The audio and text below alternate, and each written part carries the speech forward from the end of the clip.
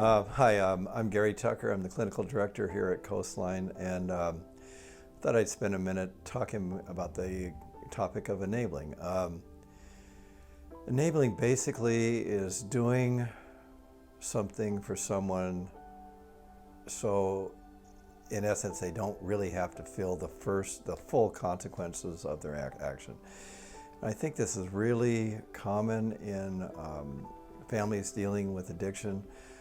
I think in particular what happens is, especially at the earlier stages of addiction, the family starts noticing problems that the client is, or in this case the family member is going through. We think of clients, but family member is going through. So problems start to arise that are associated with their addiction, such as maybe they don't have any money. Maybe they get some legal issues, relatively minor at first.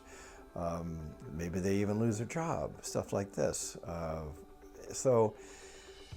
think what happens is the family members, that especially if they don't have a full understanding of addiction, they feel like, okay, if we can fix these problems, then the family member, the addicted family member, will not want to use drugs or alcohol anymore. Otherwise, hey, they're having all these legal issues, so maybe if we get an attorney or bail them out, help them through this legal case, then they will feel better about themselves, and also they'll learn their lesson, especially if it's drug related, and they won't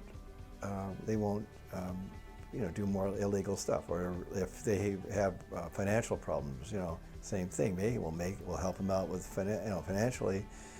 They'll feel better about themselves, and they won't have the need to do alcohol or drugs. This is logical, right? Unfortunately, addiction really isn't logical. It's a disease. So it rarely works. It just doesn't. And what happens is that the family members keep doing this and doing this. The reason it's so dangerous is that what results generally is the addicted person never really feels the full consequences of their addiction.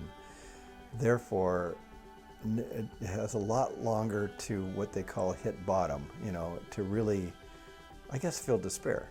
So what happens is that the family member feels like they are helping, but really what's almost always happening is that they're just kicking the can down the road for the inevitable. Because if an addict is not